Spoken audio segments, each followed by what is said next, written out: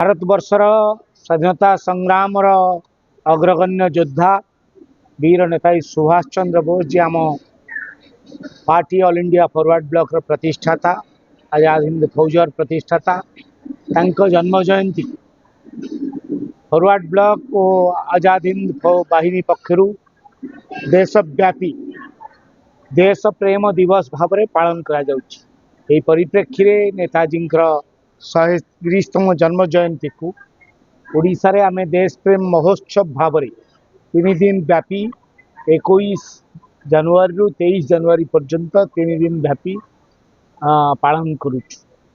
आपण माने जानती देश प्रेमर सर्वोच्च निदर्शन होउचंती नेताजी सुभाष चंद्र बोस। आमे सरकार उभय केंद्र और राज्य सरकार पाखे दाबी करी आसीछु जे नेताजी जन्म जयंती को नेताजी जन्मदिन को देश प्रेम दिवस भाव में घोषणा करी नुआ पीढ़ी की एक वार्ता दौ सरकार। नुआ पीढ़ी को देश प्रेमर जो महामंत्र नेताजी सुभाष चंद्र बोस देखई जाइछंती से महामंत्र लिखित करंतु सरकार से दिगरे विचार न करी निजर परिवार पणिया को देखा केवल माने निंदनीय बोली कहले अतृप्ति हेब नहीं।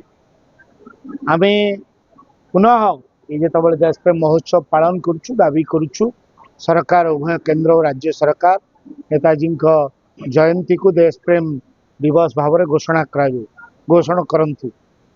आपण माने जानती भारतवर्ष एक संकटमय स्थिति गति करुच्ची। भारतवर्ष रे भाईचारा लोप पाइबा को बसिलाणी। मनीष धर्म ना रे जाति ना रे मनीष रक्त रे होली खेलुची जहाँ निश्चित भाव में तो दुखद हृदय विदारक घटना। आम समस्ते भारतीय नेताजी जो आह्वान भारत माटी रे बसवास कर प्रति मनीष गोटाए मार संतान भारत आम समस्ते भारतीय से कथा को पुणी थे लोकों पाखक नहीं जीवार आवश्यकता रही। आपण माने माने आमे धर्म ना रे जीवल भाव में संख्यालघु ऊपर आक्रमण करुचे ओडिशा भारतवर्ष तमाम जो आक्रमण देखा देछि ताहा निश्चित भाव में ग्रहणीय नुहे।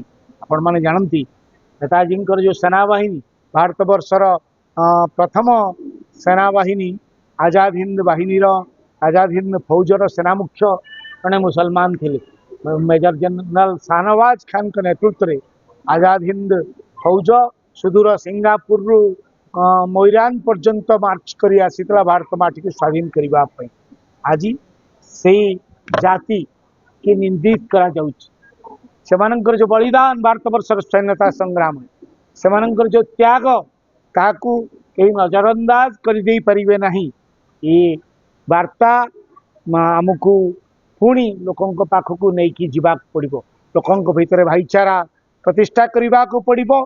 पुणी थे नेताजी जो धारा जे जाति धर्म वर्णर ऊर्ध्वे आमे समस्ते भारतीय आमे समस्ते भाई आमे समस्ते भारत मार संतान ये वार्ता को पहुँचवाई देश प्रेमर महामंत्र युवपीढ़ी की माटीर नागरिकों को एकाठी करने माटीर मनीष मान एकाठी माने दीक्षित करने देश प्रेम महोत्सव नेताजी जयंती अवसर में आमे संगठित कर।